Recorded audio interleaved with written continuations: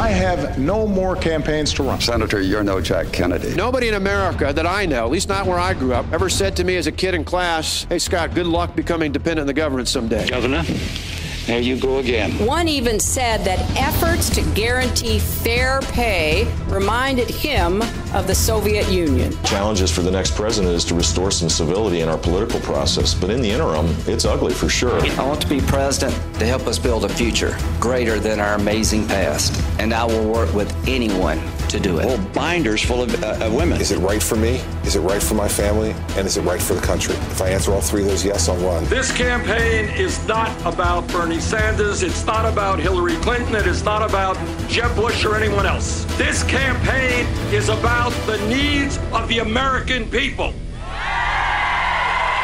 Plays for the presidency. Plays for the Presidency 2016, and that means Alan Kelly, the CEO and founder of Playmaker Systems, who's written a book titled The Elements of Influence. He joins us this morning. And Alan, good to talk with you as always. Good morning. Top of the morning, Kent. You've had a little fun with Donald Trump in your blog lately. I think Donald has had fun with me. I think he's having fun with everybody. I was watching the shows this weekend, and I try to watch them all. I try to go across the spectrum because I'm a progressive, social democrat, moderate conservative, fundamentalist kind of guy. And one of those. Yeah, so I try to see what's going across the spectrum, and it occurred to me that the Donald, for whatever we say about him, this guy is giving us public lectures on business. They're highly entertaining. They're highly informative, and if you go past all the clownish behavior and the attention-getting, the braggadocio, he is teaching us about about the value of quid pro quo, about leverage, about giving away what you can only give away, and in not a very tactful way at all. But I think that. He gives sort of new meaning to Ross Perot. Ross Perot had nothing on this guy. Yeah. I guess he calls it the art of the deal. Yeah. But Trump, I think I got bit by the Trumpism bug this weekend, Kent. Haven't you? I think we all have. Yeah. And we're all, I think a lot of us in my business are trying to figure out what to make of this. Is this a long-term thing, or is this just a fling? But, you talk about presidential candidates making plays. And Trump's making the plays, isn't he? Yeah, there are two that are getting him there. They're very high engagement in their nature. They're both provoking plays, and one is the call out. Actually, they're not provoking. One's a pressing play and one's a provoking. One's a call out where you just say, and we've heard him say it so many times, "You're stupid," or "They're stupid," or whatever. And the other is a peacock, where he is, strutting of sorts and producing sort of novel behavior to draw attention. And both of those are, I think, embarrassing to the American conscience, but they are tantalizing to the American media. And they get him, the control of the narrative and the notoriety that he needs to get up and say what he needs to say. And it occurred to me, like I was saying, you go past all of that, and what he is telling us or teaching us is about leverage. Well, this is an unconventional campaign, and he is certainly an unconventional candidate. Are these unconventional plays? I mean, these aren't plays we often see in a presidential campaign. No, they're not. It depends on the environment. Like I said, they're both very high engagement in their nature. And so, for instance, I advise, large corporations, publicly traded corporations, and they don't often go in the direction of call-outs and peacocks. Maybe in tech, where I reside often, they'll run peacocks. But call-outs are dangerous. They're very high risk, sort of medium reward, and they don't dignify. They don't embellish the reputation everyone is so enthusiastic about. So you're right. They're often run maybe more by individuals and in areas where the regulations are or the requirements are lower on the player. For instance, you'll see activists often running the kind of plays that Donald Trump runs, whether it's Greenpeace, whether it's PETA, whether it's ISIS. Those are the kinds of plays that they run. Did you really just compare Donald Trump to ISIS? Sure, because he is an insurgent. He is almost, in some respects, a stateless actor. Because he has so much of his own resources and plays by his own rules, he has the ability then to run plays that others who are more constrained would never do. So I think there are comparisons to that, because he is trying to drive in with his own agenda and say it and play it in a way that he wants.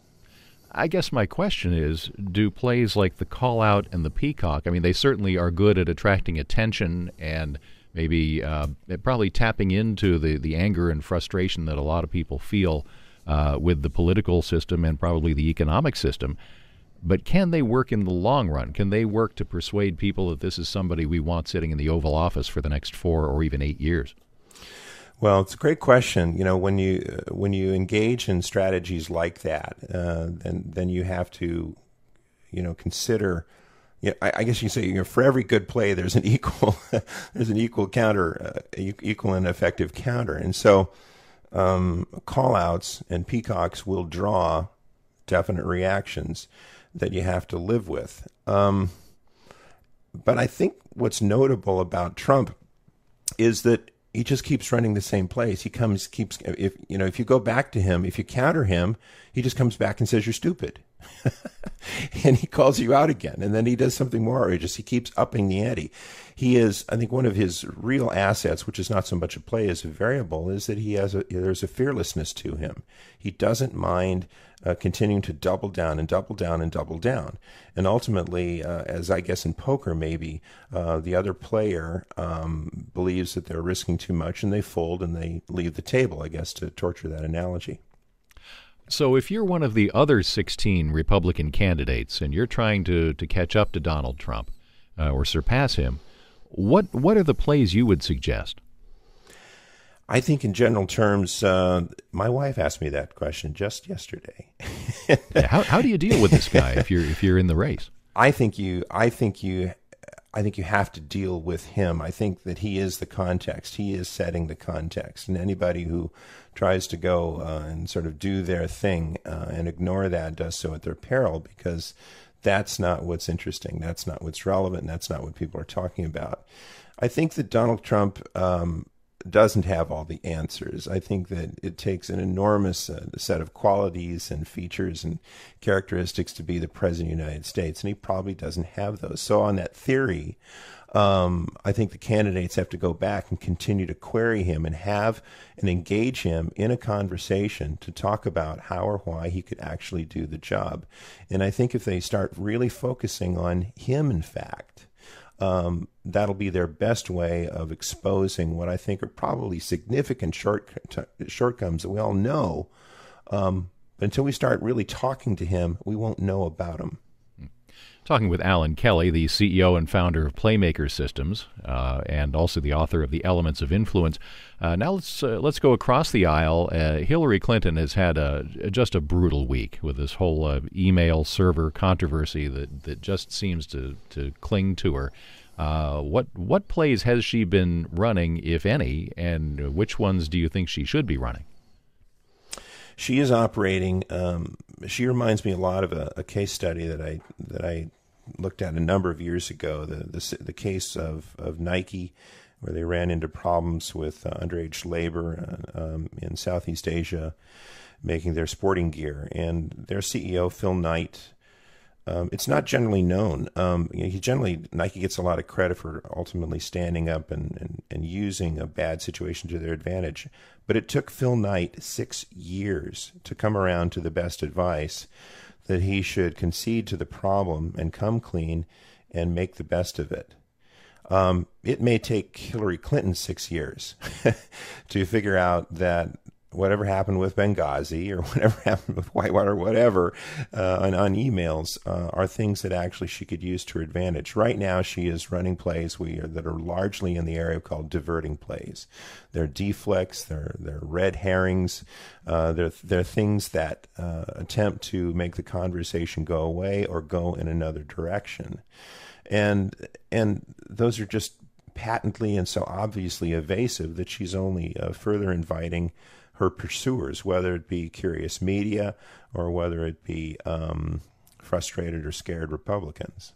Yeah, nothing gets a reporter's juices flowing like the feeling that somebody's trying to hide something from them. No, and you get the feeling that what she has done is not necessarily all that bad, and